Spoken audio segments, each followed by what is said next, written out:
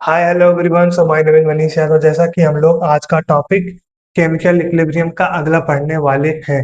तो हम लोग अभी पढ़ा रहा था बट थोड़ा सा किसी लैग के चक्कर में वीडियो कट गई। बट कोई नहीं, हम वीडियो आपको देंगे एकदम क्लियर वर्ड में, जिससे आपको किसी भी चीज की दिक्कत ना हो। तो मैं ये बोलने वाला हूँ, हम लोग पढ़ चुके हैं। अगर मैं पीछे जाता हूँ, हम लोग पढ़ लिए हैं मैटर। भाई साहब गलत हो जाता है, क्यों होता है? अच्छा, हम लोग पढ़ रखे हैं मैटर। मैटर के दो प्रॉपर्टी यानी दो टाइप होती है, एक होती है फिजिकल और एक होती है केमिकल। तो हम लोग अभी फिजिकल की बात करने वाले हैं। फिजिकल में सॉलिड, लिक्विड और गैस आती है। हमने पढ़ाया बट किसी कारण आपका लैग हो गया। और बात आती है हम लोग कब क्या क्या पढ़ने वाले हैं। इस चीज में चार टाइप का पढ़ने वाले हैं। पहला तो पढ़ेंगे सॉलिड, लिक्विड, देन पढ़ेंगे लिक्विड, गैस, फिर आएंगे सॉलिड, गैस, और आखिरी में पढ़ेंगे सोल्यूशन प्लस गैस। अगर ये सोल्यूशन गैस का आपको देखना है ना, तो आप इससे रिलेट कर लीजिए। अच्छा भाई, ये रहा आपका पिक्चर, ये वाला आप इससे रिलेट कर लेंगे। मैं आगे आने वाले टॉपिक में, आने वाले लेक्चर में आपको बताने वाला हूँ। तो हमारा टॉपिक आज का ये वाला है, सॉलिड प्लस लिक्विड। इसी में आपको इक्विलिब्रियम थोड़ा सा और समझाऊंगा, और इसी से आपका एक प्रॉपर्टी खत्म हो जाएगी अभी पटाख से। आ जाइए, हमने क्या पढ़ना है। ये टॉपिक है हमारी क्या, सॉलिड लिक्विड इक्विलिब्रियम। यानी कि हम लोग किसी दो अलग अलग फेस को लेते हैं, यानी सॉलिड को और लिक्विड को। फेस सेम, सॉरी, कैसे ये पता चलेगा कि फिजिकल है और ये केमिकल है। फिजिकल में क्या होता है, प्रोडक्ट और रिएक्टेंट सेम होते हैं, बस उनके फेस चेंज होते रहते हैं। और केमिकल का रिएक्टेंट अलग तो होता है, प्रोडक्ट अलग होता है। तो यहाँ क्या है हमारा, सॉलिड भी पानी होगा, लिक्विड भी पानी होगा। ये सॉलिड के फेस में होगा, ये लिक्विड के फेस में होगा। है तो वाटर ही। और इन लोग को हम इक्विलिब्रियम में कैसे लाने वाले हैं, कैसे लाने वाले हैं, वो बताने वाला हूँ मैं। हम लोग लेते हैं क्लोज बीकर। हमने ये लिखा नहीं आपके लिए, तो प्लीज आप लिख लेना। क्या लिखना है? क्लोज वेसल या बीकर। ठीक, क्लोज वेसल ले लेना आपको। और उसमें आपको टेम्परेचर रखना है कुछ 0 डिग्री सेल्सियस या फिर 273 केल्विन। यानी कि हमारे पास तीन होती है, एक दो तीन। एक होती है डिग्री सेल्सियस, एक होती है फ़ारेनहाइट, और एक और होती है, वो आप देख लेना, थर्मोमीटर आई थिंक होती है। तो तीन स्केल हमारे पास होती हैं। और डिग्री सेल्सियस की सबसे छोटी वैल्यू अपने 0 डिग्री सेल्सियस होती है। और केल्विन की 273 हमारी मानी जाती है सबसे छोटी, यानी कि जीरो इसका केल्विन का यही होती है। सर डिग्री सेल्सियस नहीं लिखा था, हाँ लिख दिए भाई, केल्विन लिख दिए। ठीक, आगे बात आती है। अब इस क्लोज बेसन में हम लोग टेम्परेचर और प्रेशर को मेंटेन करते हैं। प्रेशर हमेशा क्या लेते हैं, लोग बोलते रहिए 1 एटीएम 1 एटीएम 1 एटीएम। तो 1 एटीएम नहीं होता, वो 1 एटमॉस्फेरिक प्रेशर, यानी कि हमारे अराउंड एटमॉस्फेरिक प्रेशर लग रहा है हमारे ऊपर। बट हमको पता नहीं चल रहा क्योंकि बैलेंस है। मैं जैसे ऊपर जाऊंगा या नीचे जाऊंगा तो ये चीजें घटेंगी ना। नीचे जाऊंगा तो प्रेशर बढ़ेगा, ऊपर जाऊंगा प्रेशर घटेगा। ये कैसे रिलेट करते हो सर, हमको याद ही नहीं होता। अगर ये सही है, अगर लग रहा है आपको, मैं बता देता हूँ। नीचे जाओगे और जैसे मान लो नीचे चले, सोच रहे पानी जा रहा, पानी जा रहा, पानी जा रहा, पानी पानी पानी जा रहा है। पानी आपके ऊपर भार बनाते जाएगी, मास बनाते जाएंगी। तो और ऊपर जब जाएंगे तो मास आपके ऊपर कुछ नहीं रहेगा। ऊपर जब जाएंगे तो आपका प्रेशर क्या होगा, डिक्रीज होगा। और नीचे जाएंगे तो प्रेशर इंक्रीज हो जाएगा। तो ये बात आपको याद करने की तरीके है। ये हो गई हमारी। अब इस डब्बे में हमको क्या लेनी है, कुछ आइस के मॉलिक्यूल ले लेने और कुछ वाटर के मॉलिक्यूल्स ले लेने। यानी कि आप, भाई कुछ रखे हो यहाँ पे, दिखाना यार। कुछ नहीं है, कुछ नहीं है। अब मैं सोच रहा था बीकर आपको दिखाने को, बट कोई बात नहीं। अगर आपने बीकर लिया, उसमें पानी रखा, कुछ आइस का क्यूब डाल दिया, तो पानी आपको कम लेनी है, आइस क्यूब ज्यादा लेनी है। ठीक, तो इनिशियली आप, मैंने क्या बोला, इनिशियली आपको आइस क्यूब ज्यादा रखनी है और पानी कम रखनी है। जब आइस क्यूब ज्यादा होगी तो पहले पिघलेगा, पहले मेल्टिंग होगा। सर पहले पिघलेगा। हमने एक चीज पढ़ रखी है कि पहले हमारा क्या होना चाहिए, रिएक्टेंट। रिएक्टेंट रिएक्टेंट ज्यादा होगा इनिशियली, ऐसा हम लोग मान के रखते हैं। और हमारा प्रोडक्ट क्या होता है, वो जीरो मान के चलते हैं। अप्रॉक्स जीरो होगा या 1 होगा, 2 होगा। लेकिन ये 50 40 होगा तो आगे आते हैं। ये हमारी होगी इनिशियली, हमारी क्या होगी, मेल्टिंग होगी। एज सॉरी, हाँ मेल्टिंग होगी एज कम्पेयर टू फ्रीजिंग। ये लिखी हुई है point of initially more melting of melting as compare to freezing. Freezing होने से पहले पहले मेल्ट होगा, क्यों, आइस क्यूब हमने ज्यादा रखा था। और यहाँ क्या होगा आगे, ये क्यों लिखा गया, इनिशियली आपका आइस ज्यादा था इसलिए पहले वो होगा। और समय के साथ वो जितना पिघलते जाएगा, पानी आपका बनते जाएगा। जब पानी बनते जाएगा, एक समय ऐसा आएगा पानी अब ज्यादा होने लगेगा तो फ्रीज ही होने लगेगा।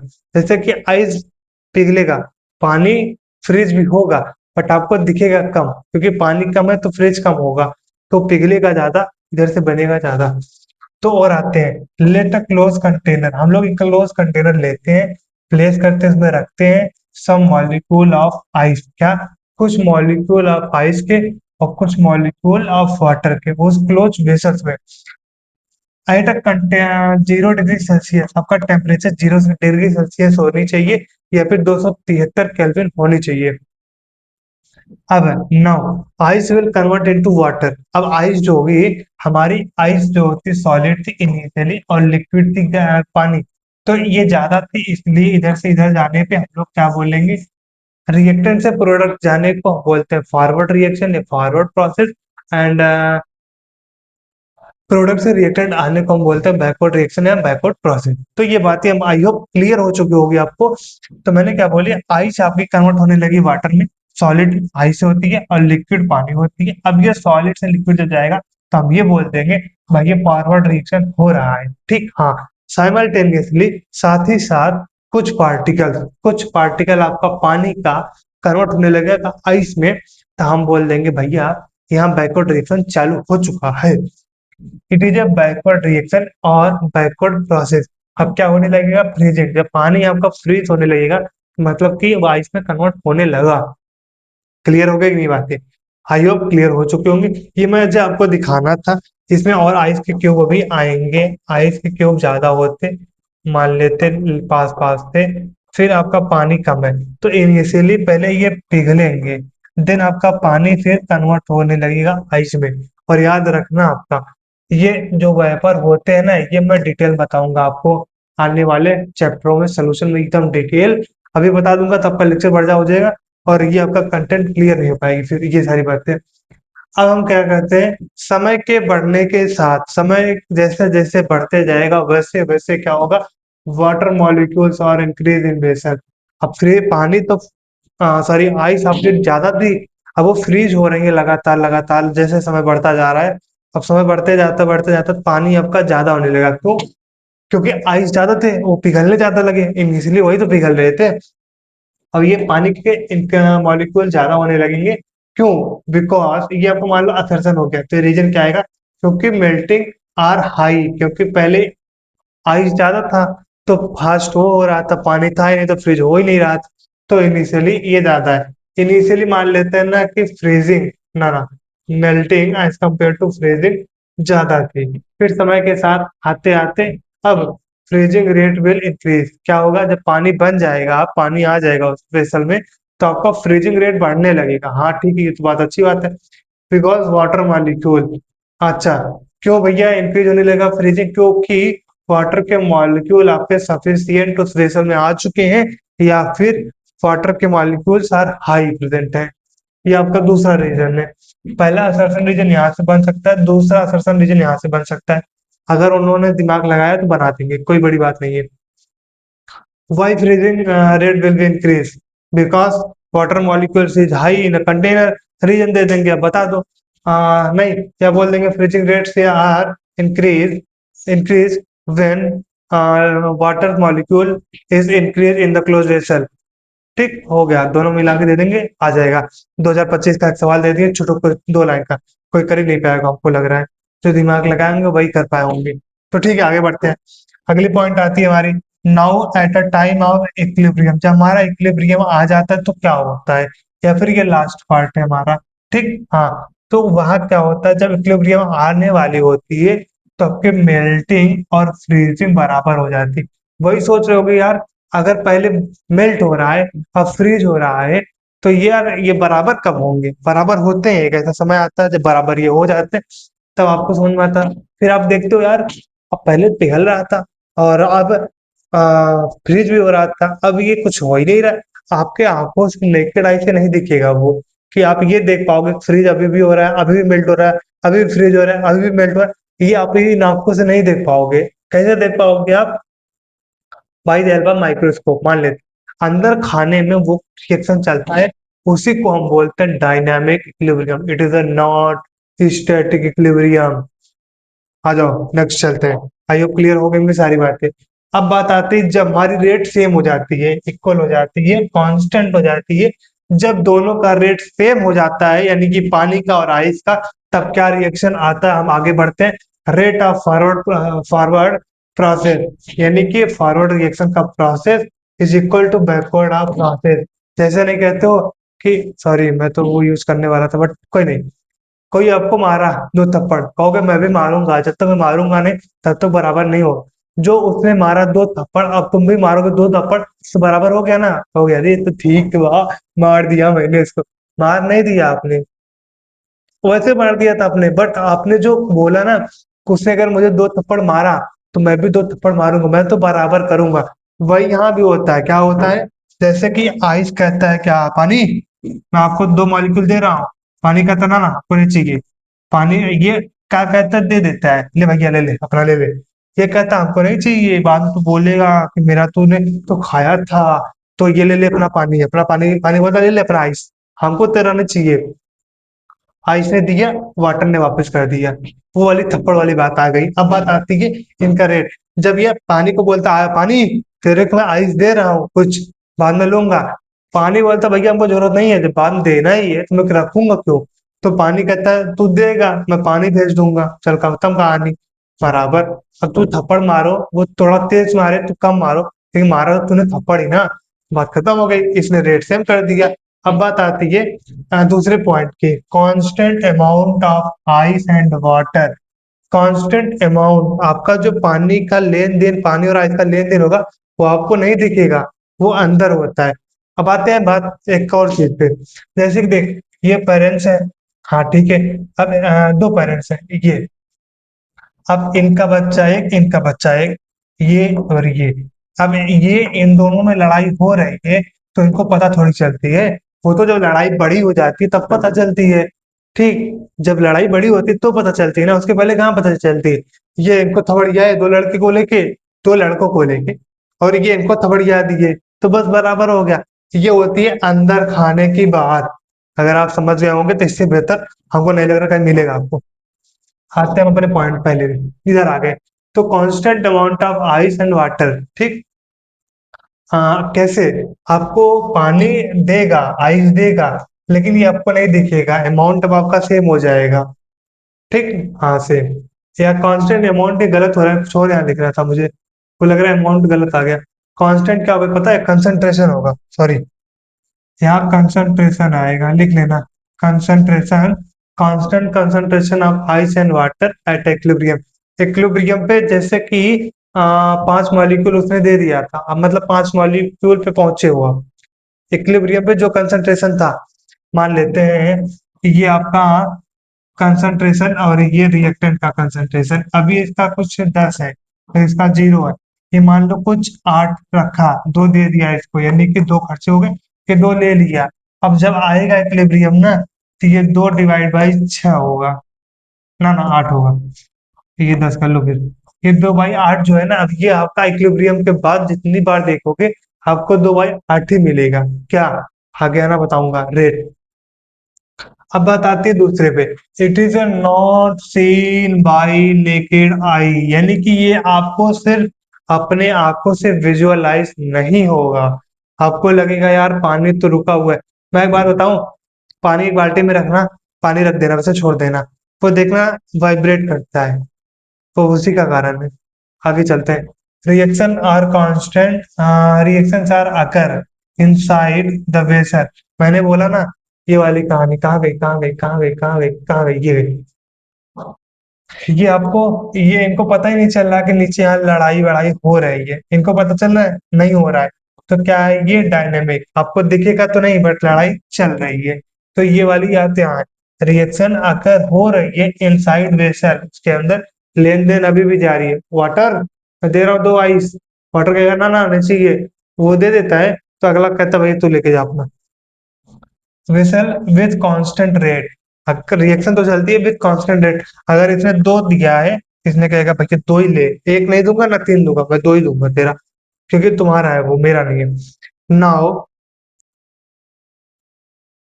आगे मिटाते हैं फिर बताते हैं आपको ये, या अब बात आती है लास्ट पॉइंट की, now now system will present in equilibrium. जब आपका रेट सेम हो गया, पानी अब पहले फ्रीजिंग बहुत हो रही थी, फिर मेल्टिंग बहुत हो रही थी, ऐसा समय आया अब फ्रीजिंग बोल रहा है भैया हम मेल्टिंग नहीं करेंगे, मतलब बराबर करेंगे अब।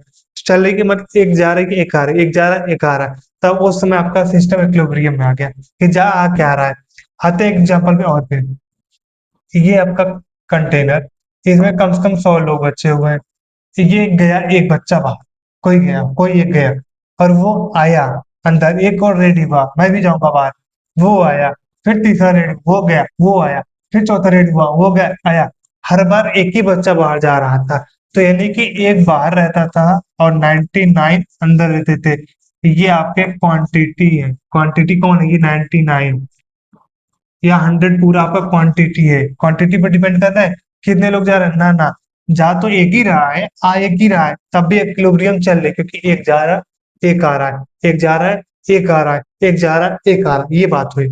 अब बात आती है पिछले पे, ये हमारी खत्म हो गई कि नहीं। इक्विलिब्रियम का मतलब वही है, सिर्फ एक जाए और एक आए, एक जाए दो आए नहीं, तो दो जाए एक आए नहीं, एक जा रहा है एक आ रहा है, अगला जा रहा है फिर अगला आ रहा है, तो ये इक्विलिब्रियम चल रही है, चैन चल रही है, चैन रिएक्शन। अब बात आती है हमारी आगे की, ये हम लोग का खत्म हो जाएगा ये आज। दैट टाइम अगर डायनामिक रिएक्शन बट नॉट, इस समय क्या होगा आपका, डायनामिक रिएक्शन चलेगा। कब, अंदर खाने में जब आपका इक्विलिब्रियम आ जाएगा, इक्विलिब्रियम अचीव कर लेगा रिएक्शन हमारा, उस समय आपका डायनामिक इक्विलिब्रियम चलता होगा और स्टैटिक नहीं चलता होगा। हमने क्या बोला था आपका, अगर स्टैटिक इक्विलिब्रियम चला यानी कि रिएक्शन सारे इनएक्टिव खत्म, आपका इक्विलिब्रियम इनएक्टिव हो जाएगा। हमें इनएक्टिव नहीं करना, हमको रेट सेम करना है, इसलिए हमको डायनामिक रिएक्शन चाहिए और डायनामिक रिएक्शन होती भी है। तो ये काम खत्म हो गया हमारा, ये पहली पॉइंट खत्म हो गई। और डायनेमिक का मतलब होने वाला, होने वाला क्या, जो अंदर चल रहा है हमको पता ही नहीं चल रहा है। और ये स्टैटिक का मतलब जो दिख रहा है, यानी कि पानी से रुकी पड़ी के, हम कह रहे पानी तो रुकी है, पानी कहाँ चल रही है, तो वही तो धोखा है। मैंने बोला कि आपको नेकेड आई से नहीं दिखने वाला। इक्विलिब्रियम और टेम्परेचर डिपेंडेंट, इक्विलिब्रियम डिपेंडेंट। आगे आते हैं, मैं एक सवाल आई थिंक पूछा गया था कहीं नई नीट या जेई में कि आपका, अभी पढ़े नहीं हूँ बट मैं बता देता हूँ, केसी होती है एक और केपी होती है एक, ये आपके टेम्परेचर डिपेंडेंट होते हैं और ये भी टेम्परेचर डिपेंडेंट होता है। अगर आपका केपी केसी में का टेम्परेचर नहीं चेंज हो रहा तब कुछ भी आप चेंज कर लीजिए, केपी केसी चेंज नहीं होगा। ये मैं फिजिकली आपको इस क्लासरूम में बैठ में बताता हूँ। डेली बार अगर पूछता हूँ ना केपी केसी किससे चेंज होता है ना बच्चे, सर प्रेशर से, सर टेम्परेचर से, सॉरी वॉल्यूम से, मोल से, कुछ भी बोले जा रहे हैं, पता ही नहीं चल रहा है। मैं 3 दिन लगातार एक बच्चे से मैंने पूछा, उसने जवाब नहीं दे पाया। चौथे दिन सवाल कराया फिर भी जवाब नहीं दिया वो। फिर मैं उसको चार्ट बनवा के दिया था, वो चार्ट शायद आपको मिलेगा इस बार। तो ये बात है, आपकी इक्विलिब्रियम क्या होती है, के होती है, ठीक। अब ये सी और पी दोनों में हो सकती है, ये हम लोग आगे पढ़ने वाले हैं, ठीक। तो इक्विलिब्रियम क्या, हमारा के, ठीक। तो आगे बढ़ जाए।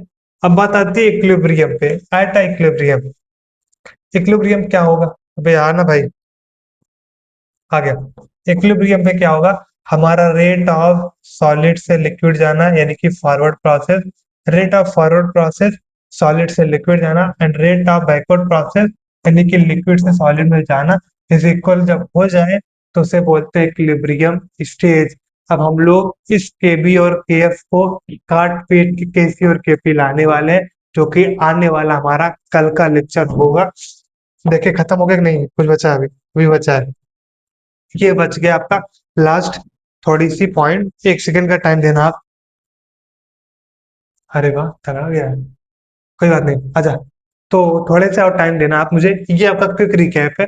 हमने आइस और वाटर लिया, क्या लिया, आइस और water, physical chemical equilibrium, physical equilibrium हम लोग पढ़ रहे थे, क्या हमारा पहला टॉपिक आज खत्म हुआ। आइस और वाटर का पहले क्या होगा, मेल्टिंग ज्यादा तेज होगी क्योंकि इनिशियली हमारा आइस का मॉलिक्यूल ज्यादा होता है और पानी का मॉलिक्यूल कम होता है। फिर क्या होगा, फ्रीजिंग भी बढ़ने लगेगी। फ्रीजिंग कैसे बढ़ेगी, जब पानी आ जाएगी अब पानी भी फ्रीज करना स्टार्ट आएगा। लास्ट में एक ऐसा समय आएगा जहां दोनों का रेट सेम हो जाएगा, फ्रीजिंग और मेल्टिंग सेम हो जाएगा। अब वो बोलेगा भाई नहीं चाहिए, बराबर हो गया हमसे, ठीक। वो उसे कहते हैं डायनेमिक इक्विलिब्रियम। उस समय आपका डायनेमिक इक्विलिब्रियम चलता होता है बट आपको दिखता नहीं है आपके नेकेड आई से, ये मैंने बताया आपको। तो आई होप ये सारी बातें आज की क्लियर हो चुकी होंगी। एक एक पॉइंट पॉइंट गहराई से सुनना, समझना, फिर मुझे बताना आप कमेंट करके कैसा लगा आपको इस क्लास में पढ़ के। और जो चीज़ मेरे से मिलने वाली है ना, समय लगेगा, बट हमें नहीं लगता आपको कहीं और से मिलेगा। जहाँ से आ रहा है, he is a man, a teacher of God. But कुछ ना कुछ मैं अगर सोच रहा हूँ उनके बाद, तो ठीक है, कोई दिक्कत नहीं है। अगर उन्होंने चीज़ें थोड़ी-सी अरेंज की ना, जो बचे हुए ल लोग हैं ना, वो और आगे जाने वाले हैं, और he is God man teacher है। और मैं उनसे फिलहाल पढ़ के देख रहा हूँ, समझ रहा हूँ, और चीज़ें सिर्फ़ उन्हीं का नहीं पेस्ट की जा रही यहाँ पे, हमारे कुछ अलग से समझौता के बाद आती है चीज़ें, समझ-बूझ के बाहर से। तो फिर मिलेंगे नेक्स्ट क्लास में। Bye-bye, thank you.